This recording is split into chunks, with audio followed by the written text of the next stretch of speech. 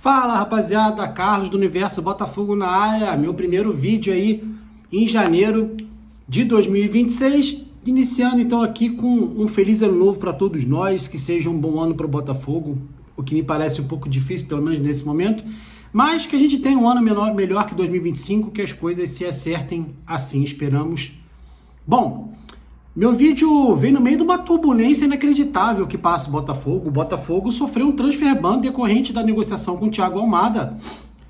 E uma dívida que hoje bate a casa dos 30 milhões de dólares, aí, muita grana, a gente estava falando aí, né, de mais de 150 milhões de reais que o Botafogo deve para o Atlanta. Transfer ban é a punição mais grave esportiva que um clube pode sofrer, fora ser, óbvio, né, fora ser excluído de competição ou proibido de competir, mas financeiramente falando, a principal e a maior punição que um clube pode ter por não honrar seus compromissos é um transfer ban. O que é um transfer ban? É o clube ficar proibido de inscrever novos atletas para as competições que ele participa. Só pode inscrever atletas novos depois que ele quitar a dívida ou fizer um acordo com o seu credor. Botafogo, que nem na época do associativo chegou a ter esse tipo de punição, sofre aí com o seu John Textor um transfer ban gigantesco que ganhou as mídias do planeta esportivo inteiro, do mundo do futebol. E apesar de alguns textorianos, vamos chamar assim, fingirem que não é grave ou que não tem nada demais, é muito ruim para a imagem do Botafogo no mercado. O Botafogo que tem tido sua imagem muito arranhada pelo John Textor no último um ano. Todo o trabalho de reconstrução da imagem que ele fez do clube, ele mesmo destruiu em um ano. Na minha opinião, tudo isso decorrente do péssimo tino para o negócio que ele tem tido, da péssima negociação que foi a compra do Lyon, do péssimo ano contábil que foi 2024 e do tenebroso ano que foi 2025, que a gente ainda nem sabe o tamanho do rombo, porque a contabilidade, né, do clube do ano passado só vai ser apresentada aí, se eu não me engano, até abril desse ano. Aí a gente vai ter noção do real buraco que o John Textor deixou no Botafogo. Fiz essa introdução e começo dando minha opinião sobre o transfer ban. Para mim é inadmissível que o Botafogo tenha vendido seu futebol, tenha virado SAF, e assim o fez, justamente para fugir dos problemas financeiros, para ter, né, um pouco de paz, para tentar resultados esportivos, e para que financeiramente o clube fosse estável, né, para que financeiramente o clube fosse profissionalizado, estabilizado e pudesse assim competir. Sobre competir, até que a gente não pode falar que não competiu, inclusive a gente foi campeão de 2 campeonatos aí, Brasileiro e Libertadores em 2024, ano mágico, mas a que custo, né? E digo mais, o a que custo eu nem falo, porque para mim foi um ano incrível e acho que não tem preço, entre aspas. O problema é que o que foi feito depois disso pelo John Textor leva o Botafogo a uma pane financeira, né? O John Textor entrou em rota de colisão com os acionistas da própria empresa dele. Estão discutindo na justiça se ele ainda tem poder decisório dentro da própria empresa, se ele ainda é o acionista majoritário do Botafogo. John Textor, que para comprar o Lyon fez uma dívida bilionária, não conseguiu pagar, pedalou, não conseguiu pagar, e aí está sendo processado pelo Grupo Ares, que é o principal credor dele desse empréstimo que ele fez para comprar o Lyon. Então o John Textor tem o Grupo Ares no pé dele cobrando, a Iconic também, que é um outro grupo que ele fez ali negociações, também não pagou e também tinha dado ações tanto para a Ares quanto para a Iconic do Botafogo, pelo que me consta aí, né? Deu as ações dele do Botafogo como garantia, não pagou os empréstimos. O John Textor corre 2 riscos aí de perder o comando do Botafogo e as ações dele do Botafogo, e eu diria para vocês que corre um risco muito grande. Isso é um pedaço do iceberg que a gente descobriu, né? O que se viu depois foi que ele pegou praticamente toda a rentabilidade do Botafogo dos anos, principalmente de 2024, e parte considerável até a metade do ano de 2025, e injetou todo esse dinheiro para tentar salvar o Lyon numa falcatrua contábil e administrativa, empurrando dinheiro de um lado para o outro. E o que acontece é que ele tinha um clube saudável financeiramente, que era o Botafogo, estava muito saudável, até por tudo que ganhou com venda de atleta, tudo que tinha ganhado com bilheteria, tudo que tinha ganhado com sócio, torcedor, e tudo que tinha ganhado de premiação esportiva. Ele pegou tudo isso praticamente e empurrou para o Lyon. Então ele tinha um clube saudável e um clube muito mal, e ele conseguiu ser tão ruim como gestor que ele deixou 2 clubes muito mal financeiramente. a ponto de ele ser expulso, apesar de toda a historinha, né, de Cinderela que ele conta.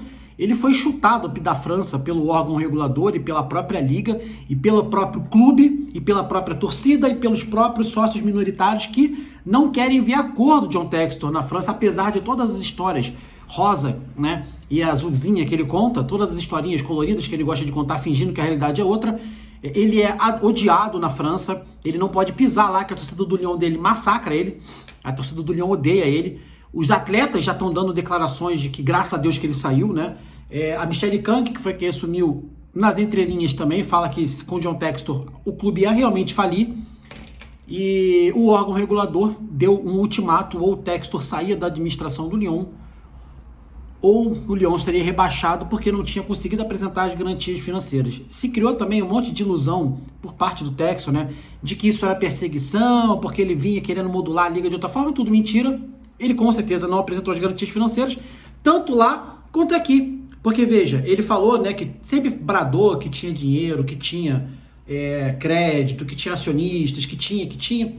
Não conseguiu apresentar na França e agora não consegue pagar a dívida. Comprou o Thiago Almada em junho de 2024, uma dívida então de 1 ano e meio, não pagou um centavo, teve a cara de pau de querer discutir na justiça e deixou as parcelas todas ele encavalando, não pagou nada. Então, se ele discutia algum valor que ele entendia que era percentual de um ou de outro, que pagasse pelo menos a parte que era de fato devido ao Atlanta de maneira indiscutível, discutisse só percentuais. Ele mostra toda a má fé dele nas negociações e principalmente na hora de arcar com os contratos que faz. Não é a primeira, não é a segunda, não é a última vez. Ele assina um papel, assina um contrato, aperta a mão e daí no dia seguinte: não vou pagar, não concordo, vamos discutir tudo na justiça. Bom, obviamente, o tudo não tem como discutir porque ele contratou o jogador. Se ele estava na dúvida de qual percentual era para cada um, que pagasse aquilo que estava no contrato e discutisse depois. Ele não pagou nada, então tem multa. E aí não só não pagou nada, como tem outra taxa de transferência do próprio Thiago Almada, que já saiu do Grupo Eagle, já foi para, né, ali pro Atlético de Madrid, já tá para sair do Atlético de Madrid. Simplesmente o Atlanta não recebeu um centavo até agora. Então o Botafogo sofre o transfer ban dessa negociação, que é bizarra, é uma dívida de 1 ano e meio, e aí me soltam uma nota inacreditável no final do ano, falando que não foi finalizada a negociação por conta do recesso. Pelo amor de Deus, o recesso começa dia 20 de dezembro. O Botafogo contratou o Almada em junho de 2024. Aí em dezembro de 2025 você vai falar que não terminou essa negociação ainda por conta de recesso? É cuspir na cara de quem tem o mínimo de inteligência. E o pior é que muita gente da torcida não tem o mínimo de inteligência e ainda cai nessa ladainha bizarra que a gente está acompanhando sobre o nosso transfer ban. Botafogo que tinha anunciado através ali de matérias que tinha aprendido com o próprio erro, que até o Natal tinha já uma esperança de estar com o plantel quase fechado. Bom, hoje é dia 7 de janeiro, o Botafogo tem uma contratação, que é o Vidalba, e nem pode inscrever ele porque está com transfer ban. Vidalba, que é um ponta direita de muita velocidade, ponto. Aparentemente é isso que é a característica dele, não parece ser um jogador tão tecnicamente refinado, mas enfim, é vou repetir, um reforço. E hoje é dia 7 de janeiro, daqui a menos de 20 dias ou 20 dias aproximadamente, se não me engano, o Botafogo estreia no Campeonato Brasileiro e a gente não tem reforço. Mesmo que tivesse mais, não poderia inscrever, mas só tem um jogador contratado, que é um ponta direita. Hoje, dia 7 de janeiro, o clube que tinha prometido que até o Natal, até por tudo que fez ano passado de errado, teria um plantel montado. Muito pior do que só ter um reforço. O Botafogo perdeu o Marlon Freitas para o Palmeiras, um dos rivais, teoricamente. Não acho o Botafogo rival de Palmeiras e Flamengo desde o ano passado. O Botafogo não tem força de elenco, não tem força de time titular para disputar com esses dois times. Mas, na teoria, né, seriam os dois rivais, de repente, junto com o Cruzeiro, para disputa de eventuais títulos aí, por conta da força do plantel, força econômica, custo do plantel. Botafogo que perde para o Palmeiras, então o Marlon Freitas, que era o capitão. Eu, Carlos, sou muito cético em relação ao futebol dele. Acho que ele é muito bom com a bola no pé, fazendo inversão de jogada, né, aprofundando jogada, lançamento, bola esticada. Mas acho um jogador sem intensidade nenhuma, sem senso de colocação, tanto para marcar quanto para atacar. Não sabe definir em gol, não sabe cabecear, não sabe dar bote para roubar bola. Um jogador com muita dificuldade defensiva e ele é volante, né?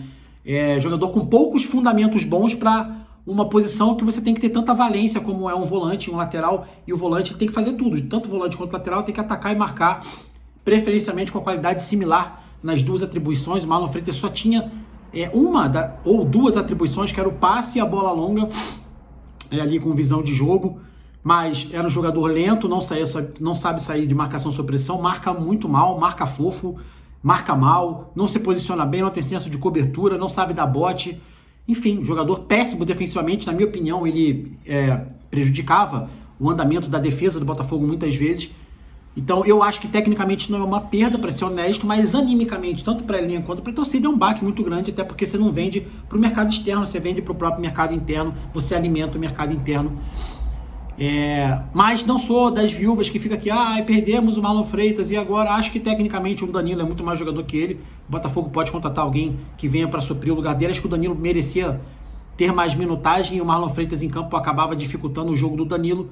Espero que o Danilo renda melhor. O Botafogo precisa de um primeiro volante. Newton não tem a menor condição de jogar no Botafogo. É piada quem acha que esse cara tem nível para ser o camisa 5. Ou quem acha não faz a menor ideia do que é de fato competir com o Flamengo, com o Cruzeiro, com o Palmeiras, e não vai ter chance com o Newton de camisa 5. O Botafogo então perde o Marlon Freitas. O Botafogo está aí, teoricamente, em vias de perder o Savarino, tudo porque o Botafogo precisa enxugar a sua folha salarial. Então todas aquelas declarações do Textor de que vamos contratar muito, vamos vender mais e contratar ainda mais, vamos montar um time competitivo novamente, eu sei que o ano foi um fracasso, mas vamos lutar por títulos de novo.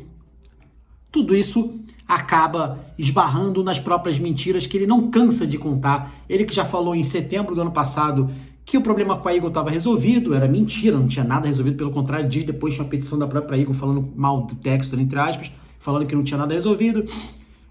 Saiu agora metade para o final de dezembro que estava quase esclarecido e pronto, e definido e decidido, né, a desavença dele com o Grupo Ares na justiça. Nada também disso aparentemente acontece. São notícias que saem da mídia independente, meio que dos mesmos canais, e sempre...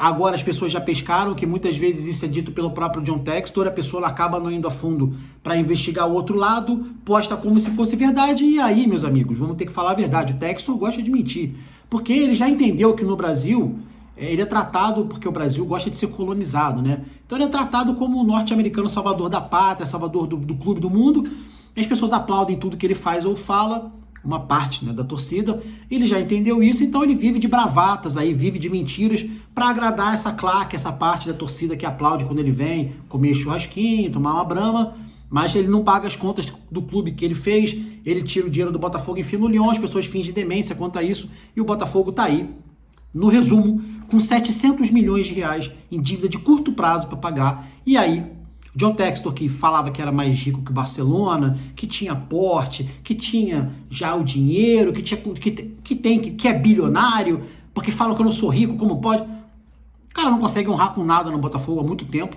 O Botafogo vem empurrando as dívidas com a barriga, para quem não acompanha, vai renegociando. O Botafogo não está pagando a maioria das coisas, né? Tirando aquelas obrigações legais mesmo, de fato, a maioria das coisas o Botafogo não paga, só enrola, renegocia para pagar para frente há um tempo já, e isso agora vai chegar a conta. Então o transferban do Thiago Almada, ele é a pontinha do iceberg do que vai ser 2016 do ponto de vista financeiro do Botafogo, e isso explica a saída do Marlon Freitas. O Botafogo está liquidando o Savarino, o Botafogo provavelmente liquidando outros ativos para fazer caixa, para pagar as custas recorrentes do clube, para tentar honrar um compromisso ou outro que for possível, nem que parcelado, né?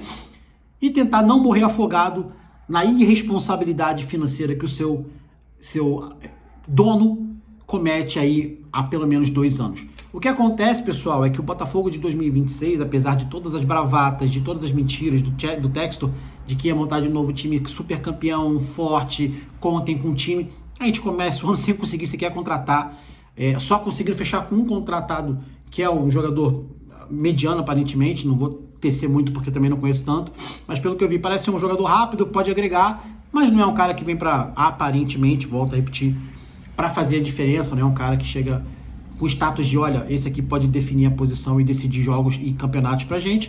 O Botafogo precisa de muita coisa, precisa de primeiro volante, agora precisa de segundo volante, precisa de zagueiro pela direita, precisa de lateral esquerdo, precisava de mais um ponta pelo menos, precisa, na minha opinião, de centroavante, precisa de goleiro. Então, vejam que a gente precisa de todas as posições, praticamente, muitas delas para titular, goleiro para titular, zagueiro a gente não sabe, pela direita a gente não sabe como é que tá o baixo, então preferencialmente cara para titular, camisa 5 para ser titular, na minha opinião, ponta direita para ser titular, Centroavante para ser titular. 6, na minha opinião, Carlos.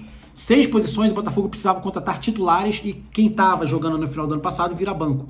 Cabral, para mim, deveria ser banco. Cris Ramos deveria ser devolvido. Cadir ficava como terceira opção para centroavante.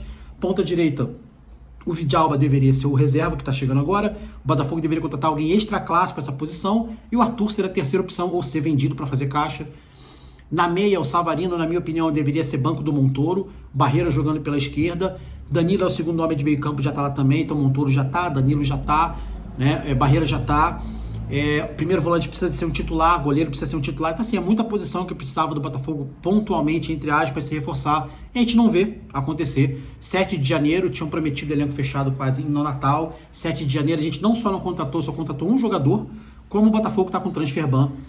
E pelo que a gente tem lido, fora os portais de mídia independente do Botafogo, que são completamente passionais, quando a gente vê a mídia que não tem lado, o que se vê é que o Botafogo está longe de um acordo aparentemente com o Atlanta, até porque o Atlanta está com a faca e o queijo na mão, já tem a decisão da FIFA, o Botafogo está muito mal no mercado em questão de imagem, então o Atlanta com certeza para fazer um negócio com o Botafogo de parcelado vai exigir garantias bancárias ou financeiras, e todas as vezes que isso foi exigido para o Botafogo se retirou da negociação de compra de atletas, por exemplo, porque não apresenta.